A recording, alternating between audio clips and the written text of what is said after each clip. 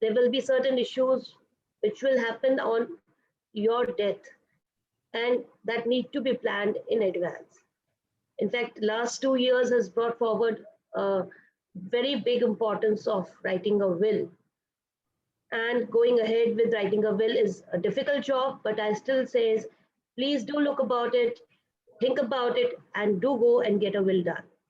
Now let's talk about what a will contains, or what are the factors which you need to see when you are making a will or you're looking forward to make a will.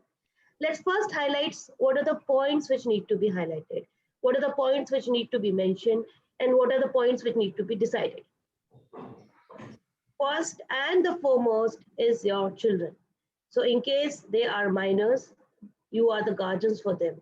And something happens to you, they are the first and the most vulnerable people in the world who are going to be most affected by your death.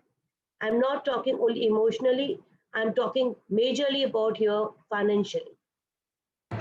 You may provide to them emotionally in different ways. There are their grandparents, there are the other people who are there to look after them. But what is the foremost what you need to decide is what do you have which you will like to leave for your children as their protection first, and the foremost, who will be their guardian.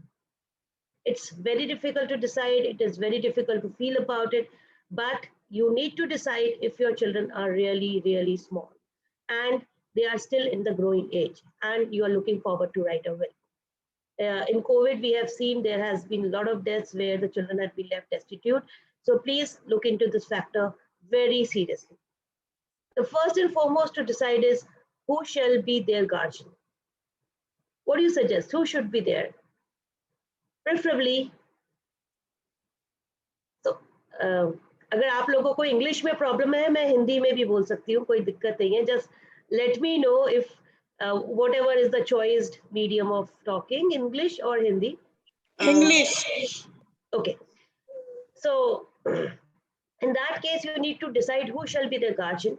The first and foremost thing which you need to see when you are looking forward for a guardian for your child is the most comfortable person they are with, the person with whom they are able to share a bonding which is much beyond their normal life. So today, everybody, I'll not say everybody, but quite a lot of people live in nuclear family. Their bondings with their peers is more than their bonding with the family. But you need to identify at least two people, one preferably from the family and one from the peer whom you think will be the right guardian for your child. From the peer, for the purpose that they may be the person who has been the most closest to them while they are growing up. Family, because at one point of time, the peer may and may not be so involved with you if you are not there. So they may not be involved with your family also, their children also. So there has to be a family member who is there to look after your children. Now, sometimes even what happens is you make guardian their grandparents, and the grandparents don't survive long. I not want to say that way, but it sometimes so happens, or they are into a position where they cannot take a free decision for your child. Please identify a person who is about your age, so that if while they are growing up, they have the right guardian at their side and they are there to support them and to go around with them wherever that is needed. So the next point which I want to take first and foremost is the guardian. Identify who should be the guardian of your children. Secondly, what you need to identify is if the person is a guardian, what all type of decisions they may take. So the decisions could be financial, the decision could be emotional, the decision could be of their career, the decision could be of their marriage. So in your will, you can even identify and write down that my financial decisions for my children will be taken by X person, my career-based decision, my person with whom they will stay, that decision can be taken by somebody else. Or you can even give them that this person my children will stay with this person. Even that type of a decision could be taken by you separately than the financial decisions. So there is no need that there should be only one person who can be a guardian in the will for your children. There can be more than one person, but you need to identify. Another thing you need to identify is that whether you will like to give them a financial freedom and at what age. So the financial freedom can be given to them at the age of 18, and you may tag along that they will be given a right in the business at the age of 21. You may give them a right of property at the age of 25. You can give them at 21, whatever. But generally, it is advisable that whenever your children are small and you are making a will, this portion of the will should be thoroughly discussed with your one or two family members, and then you should come up and write that in the will for the purpose of your children. This is the first and the foremost which we say when your children are small. The next point which you need to identify in the will is who shall be the executor of the will. Believe me, it looks a very easy question, but it is one of the most difficult. Because if you make... I'm sorry to interrupt you, but it might be better if you speak in Hindi and English. There has been some request on the private chat. Thank you. Okay, fine, thank you. I'll try to मैं कोशिश करूंगी कि मैं दोनों languages में बोलूं, लेकिन generally अगर आप लीगल विल बनवाने जाते हैं तो विल आज की डेट में इंग्लिश में ज़्यादा बनती है हिंदी के कंपैरिजन में. इसका एक रीज़न ये है कि इवन दो विल आप सेशन कोर्ट के थ्रू सक्सेशन सर्टिफिकेट के लिए जाते हैं, बहुत बार विल चैलेंज होती है और वो high court supreme court level तक जाती है. उस केस के अंदर विल इंग्लिश में होती है तो उसको समझना लोगों को आसान होता है. Anyway, let's come back. मैं आपसे पूछ रही थी एग्जीक्यूटर कौन होगा. एग्जीक्यूटर मतलब अगर आपने विल के अंदर जो भी कुछ लिखा है उसको एग्जीक्यूट कौन करेगा, उसको इम्प्लीमेंट कौन करेगा, उसको उसके ऊपर एक्शन कौन लेगा. So there are two ways where you can identify who will going to take the will and make it applicable. One is whoever is the most beneficial person in the will, or the person with whom you are most comfortable to talk to. Generally, those people who are made the executors, or the person to whom you have divulged the maximum of the information. So अगर आपके घर में, जैसे हमने बहुत बार देखा है कि घर का जो सबसे बड़ा बेटा होता है या जिस बेटे के पास या बेटी के पास आप रह रहे होते हो जब विल बनानी होती है, तो ज्यादातर आप उस केस में उसी पर्सन को एग्जीक्यूटर बना देते हो क्योंकि उसके पास सारा एक्सेस होता है, जो भी आपके एसेट्स का एक्सेस होता है, आपके पेपर्स का एक्सेस होता है, आपके इंफॉर्मेशन का एक्सेस होता है, तो उसको एग्जीक्यूटर बना दिया जाता है. लेकिन जनरली ये सजेस्टेबल होता है कि आपको विल में एग्जीक्यूटर उसको बनाना चाहिए जिसकी बात सब सुनने को तैयार हो. It is really essential that the executor should be a person who has influence on the whole of the family, whether they are the beneficiary in the will or they are not the beneficiary in the will, because it makes a direct impact on its execution. In lot of cases, the legal solicitor who has actually drafted the will is also made an executor because he knows how to execute the will, how to make it legally enforceable. तो बहुत बार जो आपका advocate या solicitor होता है, आप उसको executor बना देते हैं और उसके पास आप अपने डॉक्यूमेंट्स छोड़ देते हैं, चाहे वो मूवेबल एसेट्स के हो चाहे मूवेबल के, ताकि वो उसको इजीली एंड कंफर्टेबली एग्जीक्यूट कर दे. Believe me, it is not necessary that executor should be a beneficiary, and beneficiary need not be an executor. So this is the second part which you need to see. Now let's come to the third part of the will. The third part of the will is what is your family tree. Now I don't need to go on the top of your family tree. I need to go on the bottom of your family tree. Means who are your legal heirs. Your legal heirs are first and foremost, your legal heirs are your wife. The class 1 legal heirs which we talk about is your wife, your children, and your mother. Whether you call it in a, and then I explain you what is the class 1. The class 1 heirs are the first one who have the rights on your property. So if it is a male, your class 1 heirs are your mother, your spouse, and your children. And if it is for a female, the class 1 heirs is your mother and your children. Your spouse is not a class 1 heir. If you have not written will for a female, no part of her assets will ever goes to the husband. It will go only to the children or your mother. And in case you're not married, you don't have children, then it goes to your mother and then your descendants or your brothers and sisters from that side. But it will never go from to the husband or their lineal descendants. So again, I say for a male, it is spouse, children, and mother are class 1 heirs.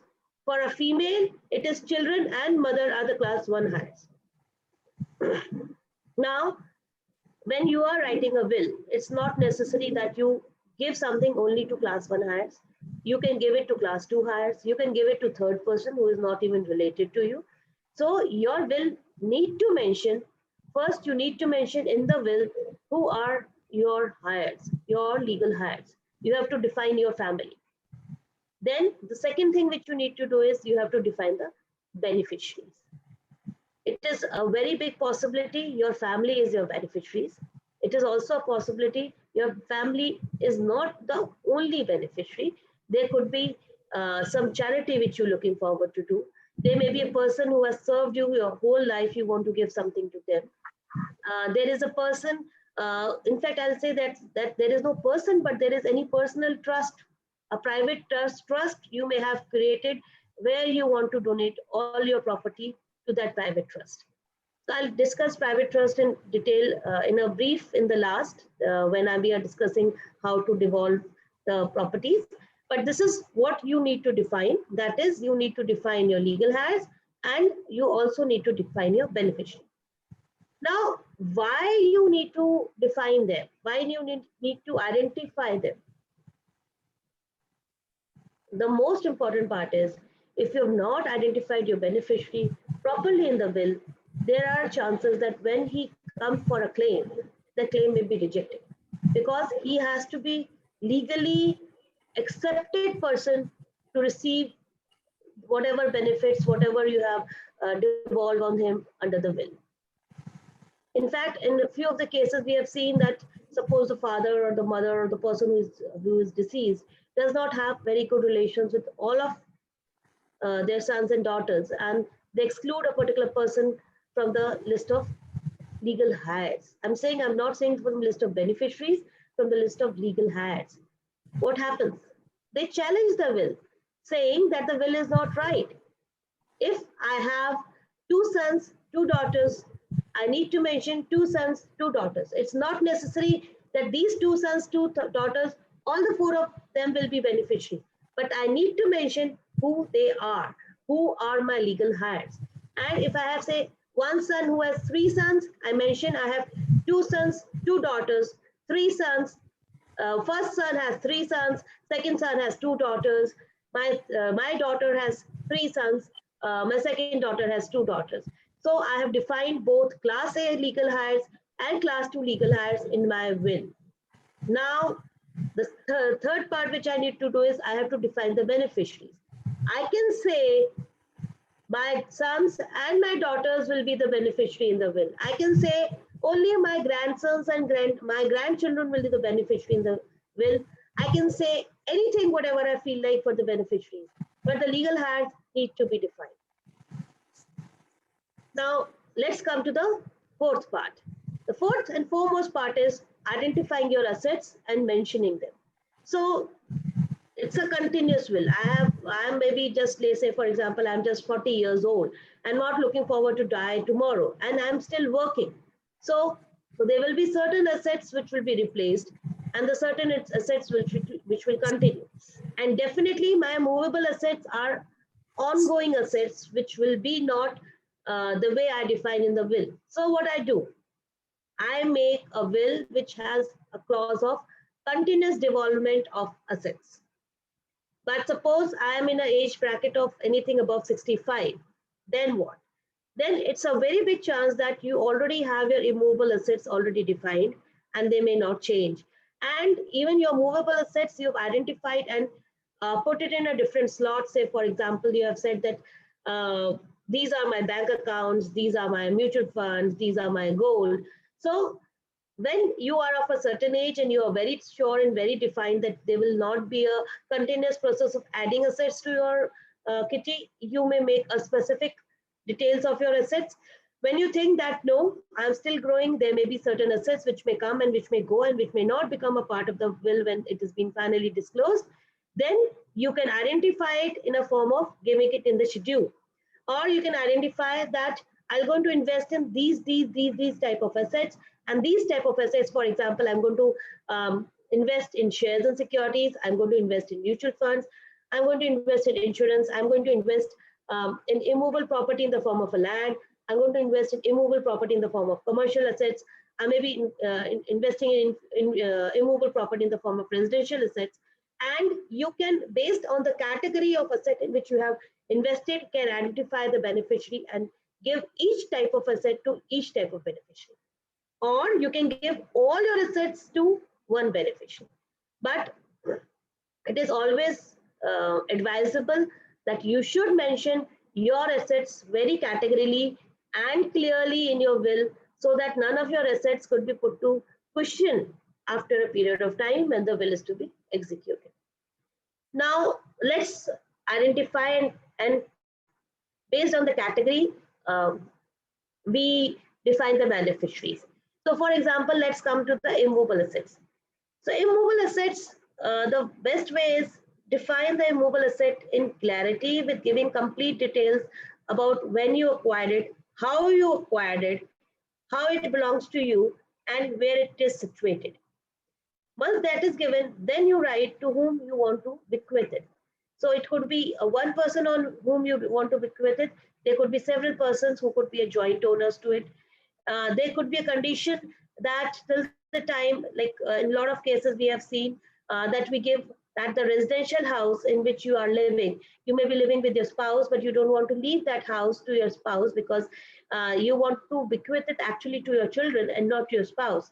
In that case, you can put a condition that till the time she has the use of that asset or she is living there, she has all the rights to own it, not to sell it, not to give her the possession, but she can live in it or she can lease it out, and only on her death, the asset will devolve on the children.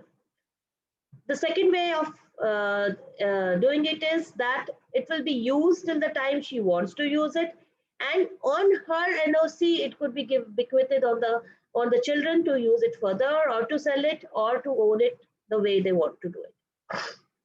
We have seen that there are certain wills which has been in the past where the wife was given this right and the wife survived children. Then what? Then the second line need to be mentioned in the will of the children and not in the will of their mother. So I suggest that whenever you are looking for immovable property where you want to create a charge or a lien in the favor of your wife, it should be very categorically say that how it will be treated.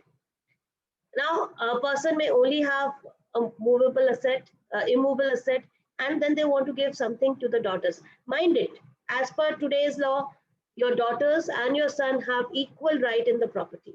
So you can add both the things to it. You can give all your properties equally to your daughters and then your sons. You can give certain properties to your son, certain properties to your daughter.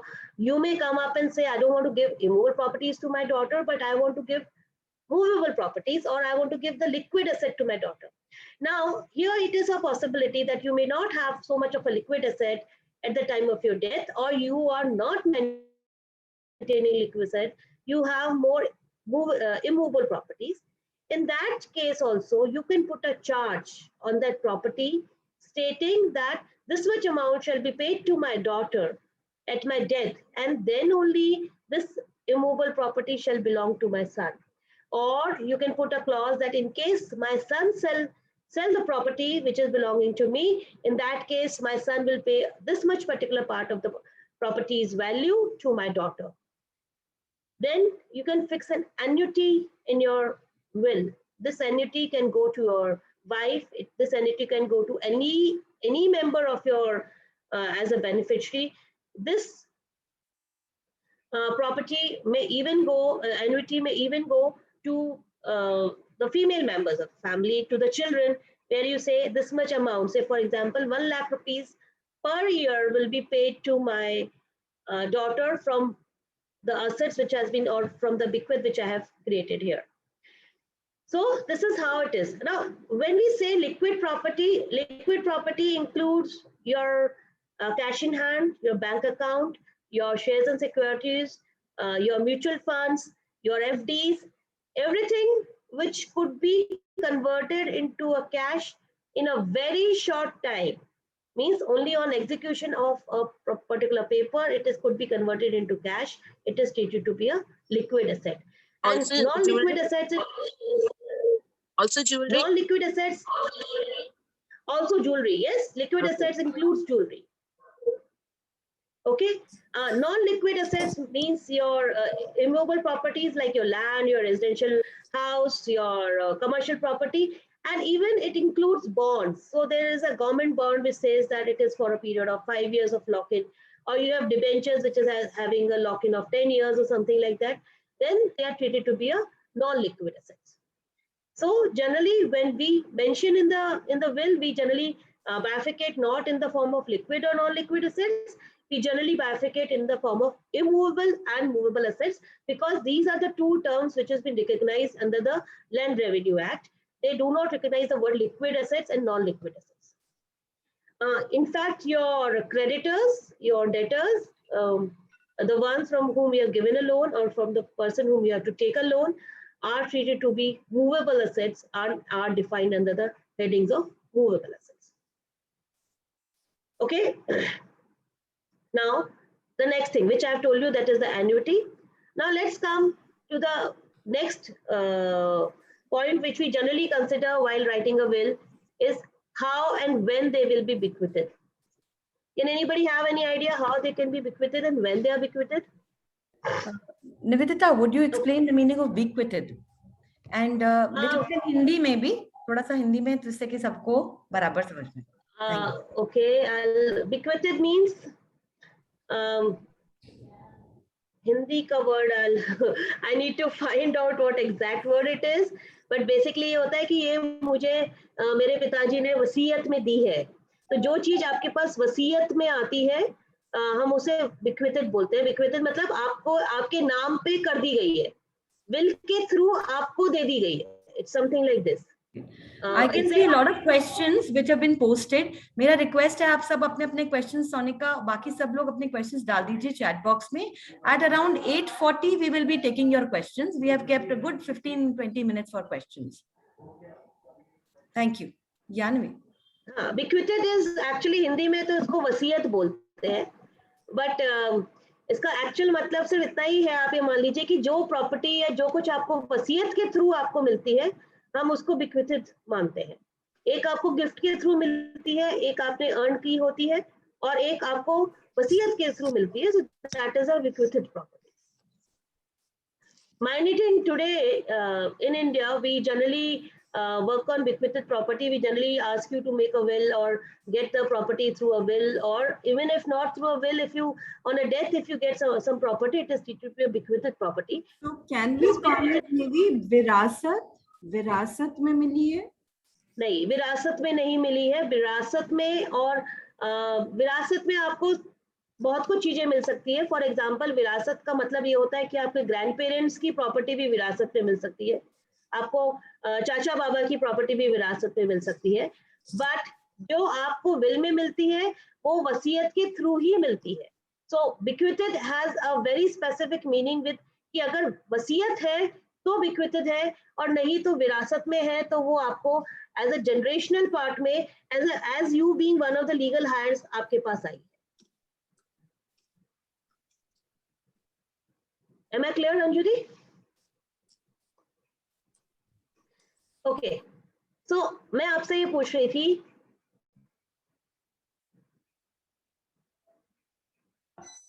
So tell me, Nivedita, whenever you are ready to open the house for questions, let us know. In Okay, fact, so- earlier the better. Lots of questions you can see. okay, so I'll do one thing. I'll just finish the last part of it, and then we open a house for questioning. Okay. So the last part of the will is, the last and the foremost part of the will is that you need to mention when this will be opened. You need to mention how it will be executed.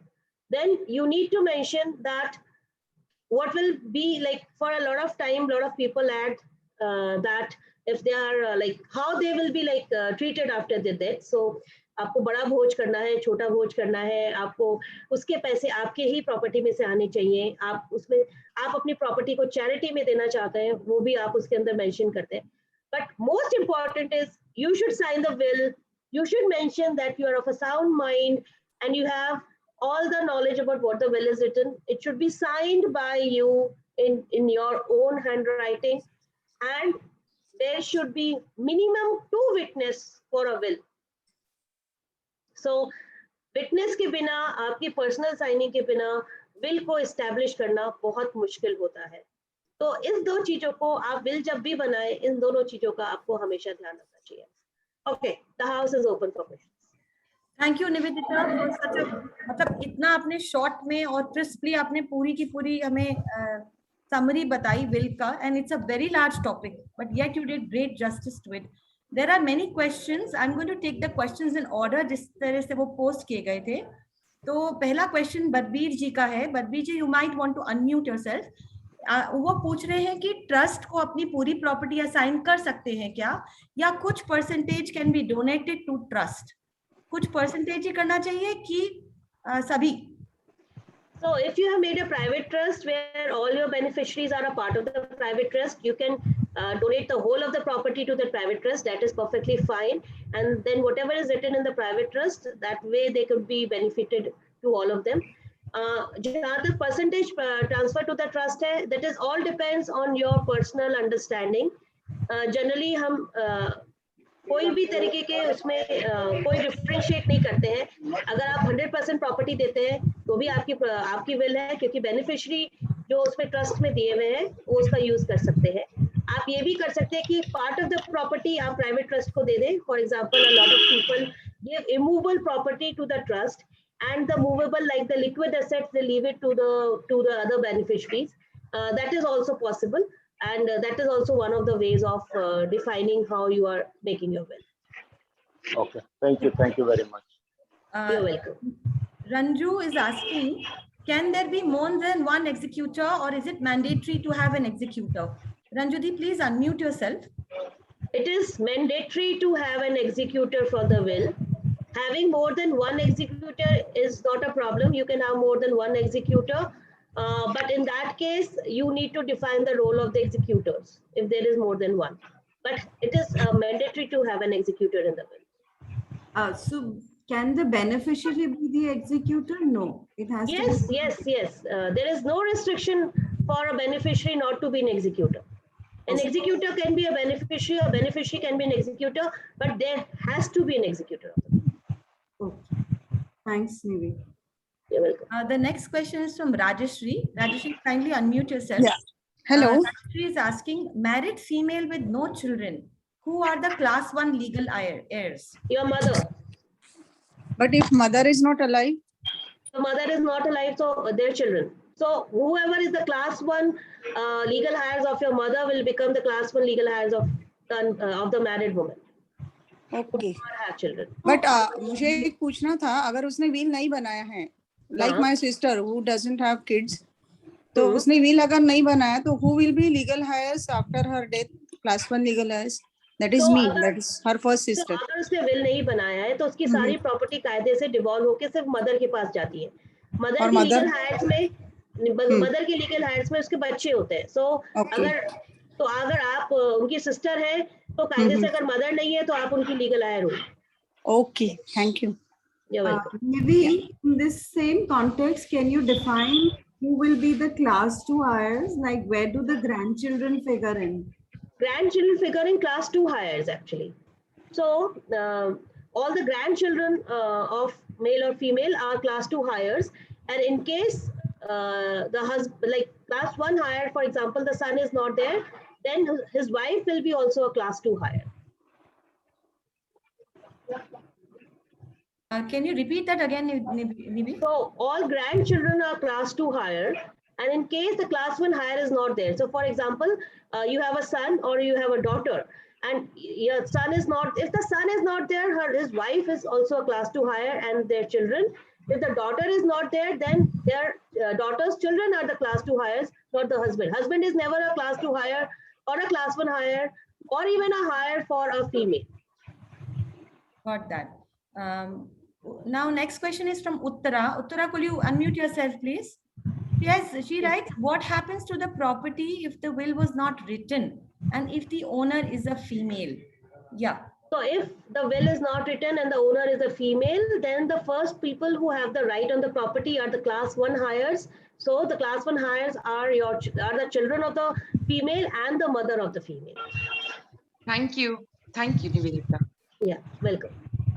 Subodh, would you unmute yourself? And next is Anima.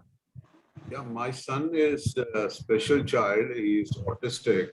All right. So what do you recommend? Making a will or creating a trust which will control the, assets?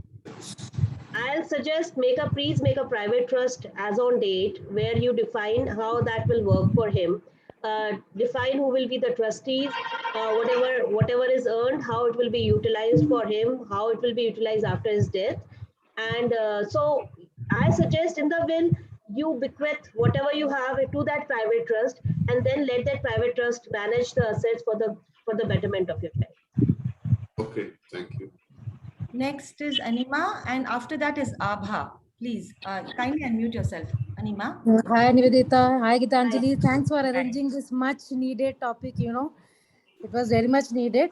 I had just one question, Nivedita. Yeah. Say for example, if I haven't made my will, okay, so Right. after my death, it will everything will go automatically to both my children, or some part of it will go to my mother as well.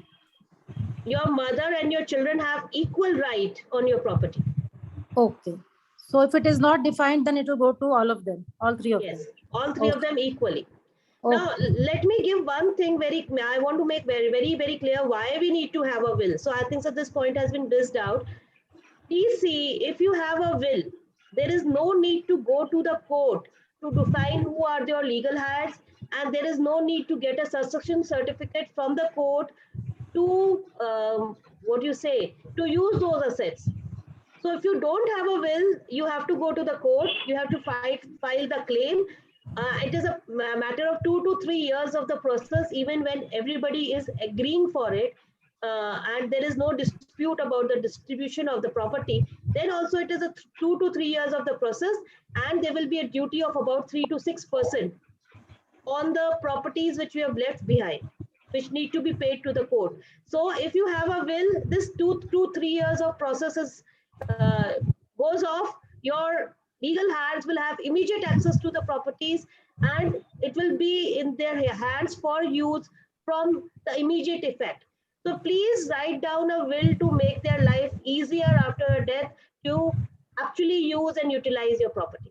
So don't just think that will is only for the purpose of devolving asset. It is also a document which ease out the distribution of the assets on an immediate basis.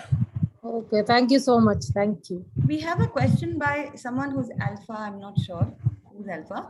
If the father, please, whoever it is, could you just unmute yourself? Yes, I did. Thank you. Okay. If the father died before making the will and has a wife and children who are married and unmarried, how can someone make a will? I'm not able to get the. My question is, my father recently passed away because of COVID. Right. And now my mother is there, and then we brothers, sisters are there. Right. Some of them are married and some of them are unmarried. Okay. And the will was not made, and there was just registry done. And now we have problems because we heard that you have to get NOC from all children and then get it done if the mother has to make it. Right. But if some of the children say no, that they would not give it, then how do we go about it? Then you have to file a case of succession in the court stating that this is the property. ये दूसरा advocate है. I'm not an educate. I'm sorry, I'm not an educate. Not a problem. You actually has to file a petition in the court claiming that this is as per the you being the legal heirs have the right in the property, and then it is a process of claiming your succession. So that's why I say when you there is no will, you can even go and file a succession certificate, and there is the system by which the court will make a notice in the paper saying that if somebody has objections to this, whatever they are claiming, please come and file it in the court. The objections are filed, they are being heard, and then finally there will be an order in your favor. Believe me, it will not come before 5 years. Oh, is it? Okay. Is it Thank clear? you. Is your question? Yeah. Thank you so much. Yes, welcome. I'll request Uma to go next, and then Sonika, and then Ranju. Please unmute yourself, Uma. Yeah, thank you very much for organizing this session. I have a question like the will need to be notarized and registered, number one. Number two, what will be the cost of the probate of the will after the death of the person, because we need to execute the will. So what will be the cost of that? Now, there are two things. First, you asked whether the registration of the will is compulsory. No, it is not compulsory. An unregistered will has equal validity as a registered will, except a registered, to challenge a registered will, the person who is claiming that the will is false has to give the evidence. In case of an unregistered will, a person who's giving that this is a will of the person has to prove the contents of the will. So, what about it should be notarized? The will which is registered need not be notarized. The will which is not registered need to be notarized. In both the cases, the difference is still there. Yeah, perfect. And regarding the probate of will? Regarding probate of will, in Rajasthan, probate of will is not required. It is not within the laws, but there are various different states where probate of will is compulsory. In Rajasthan, so we are in Maharashtra. In Maharashtra, it is probate they are asking. Yes. So in Maharashtra, the probate of will is as per the law. The will is not effective till the time it is not probated. Correct. In Rajasthan, having a will is more than sufficient. Yeah. Yeah. What will be the cost of it? Because you said for succession certificate it will take 5 years, and the cost will be I think for succession certificate. I said for succession certificate it takes 2 to 3 years, and there will be court fees which is payable. In case of a right. So in case of a probate of will, in case of a probate of a will, the period will be about 1.5 years to 2 years still. But the probate of the will, depending on which state you are dealing with, have different duties on payment of the probate charges to the court. So from which state you are getting it probate, the costing will be as per that state. Thank you. Thank you very much. Welcome. Thank you so much, Nivi. And next I'll ask Sonika to unmute herself, please. Yeah, my question is same like Uma. अगर किसी की will registered नहीं हुई है, am I audible? Yeah, you are audible. Yes, I can अगर hear you. किसी की will registered नहीं हुई है, तो जितने भी legal heirs हैं, क्या उनमें सब में वो बराबर execute होगी? अगर उनकी will execute नहीं हुई है, तो legal heirs के पास बराबर का right होता है. Okay. Thank you, Nivedita.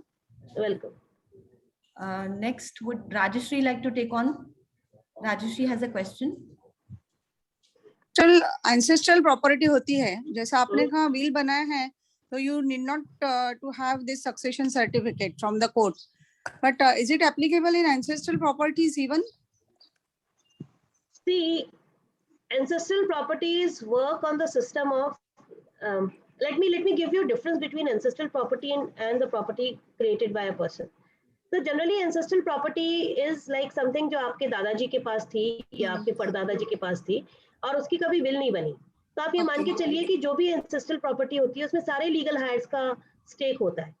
तो अगर आपके दादाजी की एंसेस्ट्रल प्रॉपर्टी है तो उसमें आपके पिताजी का भी स्टेक था, आपके ताऊजी का भी स्टेक था, आपकी बुआ का भी स्टेक है, आपकी चाचा जी का भी स्टेक है. अगर आपके फादर की डेथ हो जाती है और उसके बाद हम बोलते हैं हमारा क्या स्टेक है उस एंसेस्ट्रल प्रॉपर्टी में, तो आपका स्टेक जो आपके पिताजी का स्टेक आया उस स्टेक में आपका कितना स्टेक है उसके बेसिस पे आपकी एंसेस्ट्रल प्रॉपर्टी में स्टेक. नहीं, वो मुझे समझ में आया, लेकिन अगर मेरे डैडी ने विल बनाया है मरते समय, मरने के पहले, तो मुझे फिर सक्सेशन सर्टिफिकेट की जरूरी होगी या नहीं होगी, ये मेरा कहना है. इफ आई वांट टू, अगर आप राजस्थान में हैं तो आपको सक्सेशन सर्टिफिकेट की जरूरत नहीं होगी. अगर for example I am from Maharashtra. हाँ, अगर आप महाराष्ट्र में है तो आपको सक्सेशन सर्टिफिकेट की जरूरत होगी. ओके. एंड अगर एंसेस्ट्रल प्रॉपर्टी जो अपनी है, अगर मेरी जैसी है एंसेस्ट्रल प्रॉपर्टी, तो अगर मुझे किसी और को देना है, लीगल हेयर्स को मुझे नहीं देना है, तो can I put this mention in the will और can it be executed? Ancestral property नहीं दे सकते हैं ना विल के थ्रू किसी और को? आप विल के थ्रू सिर्फ आपके हिस्से का हिस्सा दे सकते हैं. ओके. सेल्फ का पार्ट दे सकते हैं, बाकी नहीं दे सकते. Okay, thank you so much. Yeah welcome. Next, I'll ask Neeta to please unmute yourself. Hello. Yeah hello ma'am. अगर Hello. जॉइंट अकाउंट है मेरा, हाँ. और अगर मेरे मरने के बाद वो जॉइंट अकाउंट का कैसा, मतलब विल में मेंशन किया तो मेरे बेटे को मिल सकता है या जॉइंट होल्डर का एनओसी लगेगी? मैं इनफैक्ट ये जो आपने क्वेश्चन उठाया बहुत ही बढ़िया क्वेश्चन है. मैं इसको आपके बियॉन्ड भी एड्रेस करना चाहूंगी. प्लीज माइंड इट, अगर आपके पास जॉइंट अकाउंट है तो जॉइंट अकाउंट जिसके साथ है वो ऑटोमेटिकली आपके पैसों का हकदार नहीं होता है. वो एक तरीके से उसका केयर टेकर होता है. अगर आपने जॉइंट अकाउंट सपोज करो अपने हस्बैंड के साथ कर रखा है और आपकी डेथ हो जाती है, तो जो पैसा आपका है उसके ऊपर आपके हस्बैंड का कोई राइट नहीं है, वो आपके बच्चों का ही राइट है और वो आपके हस्बैंड से उसको क्लेम कर सकते हैं. इनफैक्ट मैं आपको एक और वर्ड्स बताती हूँ. There is a very famous saying कि आपने नॉमिनी किसी को अपॉइंट कर दिया तो वो उसका ओनर हो गया. माइंड इट, आपने अगर LIC में या मतलब इंश्योरेंस में नॉमिनी अपॉइंट करा है, चाहे आपने शेयर्स एंड सिक्योरिटीज में नॉमिनी अपॉइंट किया है, चाहे आपने बैंक अकाउंट में नॉमिनी अपॉइंट किया है, nominee is only the care taker of that particular asset. The nominee cannot use it as per its own will. It is still belongs to your legal heirs or whomsoever you have mentioned as a beneficiary in your will. Okay. Thank you. It's only a caretaker. Thank you. We are seeing there's many questions, and I'll request Ranju to once again unmute herself, and then I'd like Mahesh. And after that, I think we will be unable to take questions, maybe one more. So please be crisp. Thank you. And we'll have to round off the session sharp at 9. Ranjuti, please unmute yourself.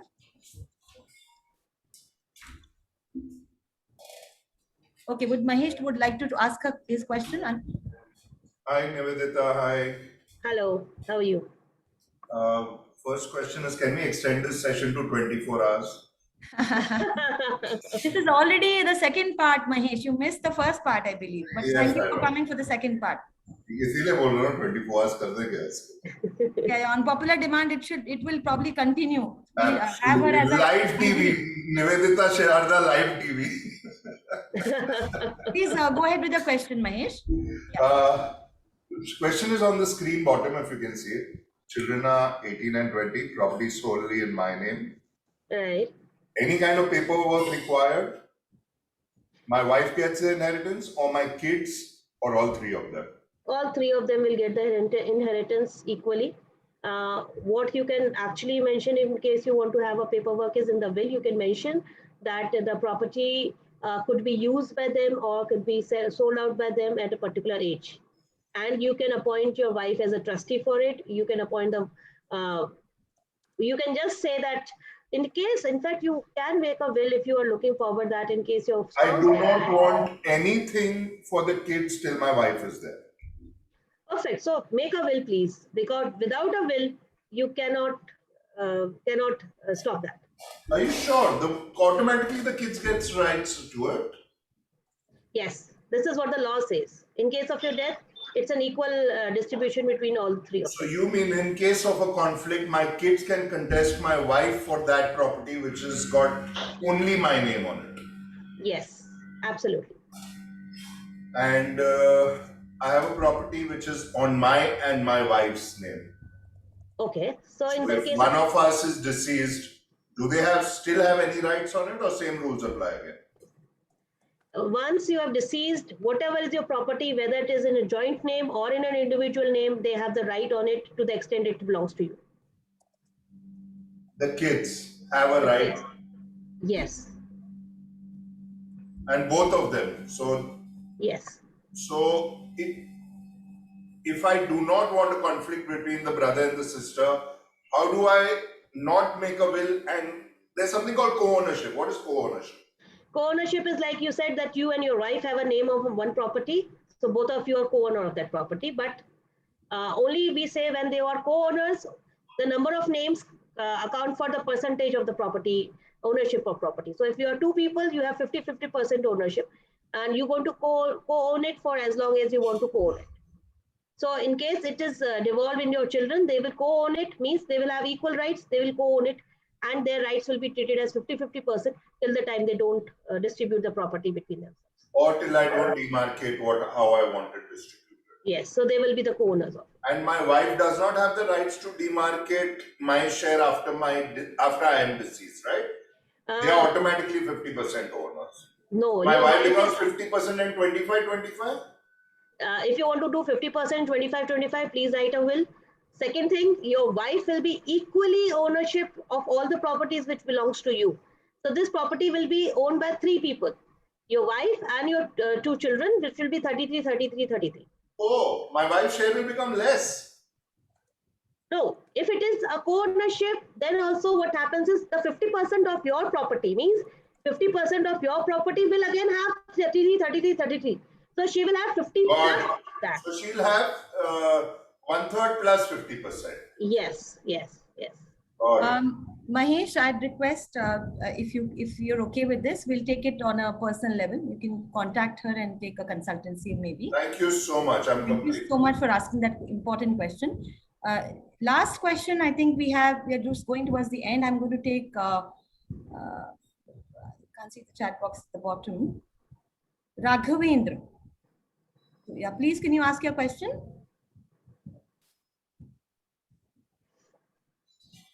Raghav, I'm so sorry, Raghav. See, Raghav asks if you can advise if a chairperson of a private or religious trust will be owning the assets. Same thing. Please unmute. I think you broadly asked the question. So I just wanted to know if a chairperson of a religious or a private trust can will the assets of that trust to someone of his relations or someone as per se. Thank you. Not at all. The trust does not belong to the chairperson. The trust is a legal entity. It's a private trust. It's a private trust made by the chairperson. It could be a private trust made by the chairperson. Even if they want to devolve anything, they can only devolve their chairmanship to somebody else as a trustee. All right. Thank you so much. Thank you. So Really much. enjoyed the Thank session. you so much, Nivedita. And I'll request Darshana to extend a vote of thanks. Yeah.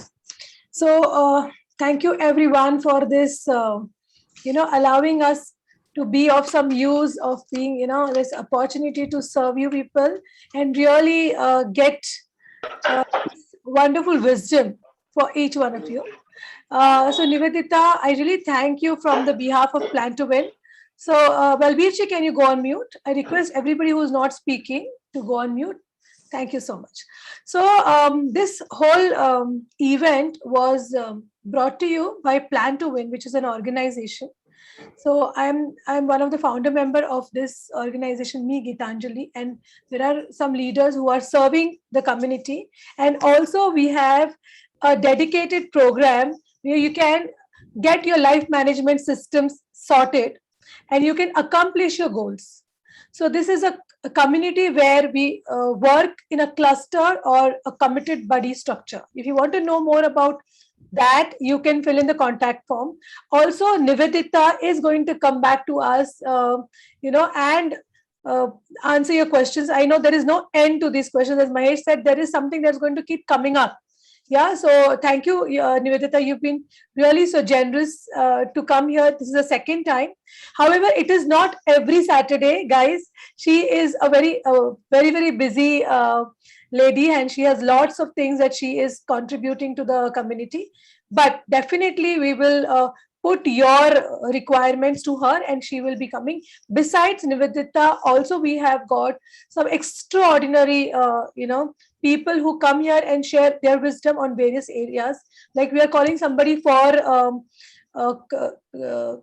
cybercrime, communication. So education, parenting. So kindly be in touch with us. Also, if you want to take up a program which begins, it's a monthly program, it starts from October. You can, we will be contacting you and we can come for an orientation and really understand what is it that we are doing when we are saying that we help you create life management systems. So once again, Nivedita and each and every person who is here, thank you for listening to us patiently. We may not have been able to take everybody's questions. So once Gitanjali has given her contact number, our super leaders can post their contact numbers, Vikas, Shalaka, and you can actually contact any one of the super leaders or the person who invited you so that we can serve you better. And Nivedita's questions, are we sharing Nivedita's number right now in the chat, Gitanjali? Is it I've okay? already done that, Darshana. I hope that's okay with you, Nivi. I think you'll have a lot more people you might need to consult. Not a problem. That's perfectly fine. Thank you. Thank you. Thank you. So you can get in touch with Nivedita and you can have extended question and answer session. So I apologize that we could not give a lot of time for your questions. So once again, thank you each one of you. Looking forward to see you every time on Saturday from 8 a.m. to 9 a.m. to discuss and learn about some very, very critical aspects of life. Thank you, Gitanjali, for hosting this program on behalf of Plan to Win. You have conceptualized this expert speak, and it's really touching so many lives. I also want to tell you that there is a recording available for this session. So we will be sharing this recording to the person who has invited you. So do check with the person if suppose they forget to put it forward to you. Thank you once again. So we can declare this session integrated. I'd also like to share that we are opening formally. We are opening the registrations for the next batch, which is officially the 6th batch. Isn't it, Darshana? Yes. Thank you very much. All of our super leaders are there for you. This has really benefited a lot of us, including myself, which is why I'm here. And I'd really extend this opportunity to get in touch with any of us. There is also Seema, Rajesh, the other names are mentioned on the chat box. Please mention all the super leaders, mention your numbers so people can get in touch with you and help them create a fabulous management system in their life and achieve their goals, create that sense of being very powerful. To plan to win, we need to plan. Thank you, Darshana, for conceptualizing this entire program in your space. We all have been able to do this beautifully, successfully for the last 5 months. The next topic is also very exciting. We are getting to you something on cybercrime. So stay tuned for next Saturday, 8 a.m. And until then, tomorrow, Sunday, we will give you an opportunity to have a session in the afternoon wherein your all other queries can be answered. What is this Plan to Win and how you can benefit your lives? We are here to as a stand for the community, for us and yourself. So let's look forward to all of you being part of tomorrow's session and at 8 a.m. next Saturday. Stay tuned. Thank you.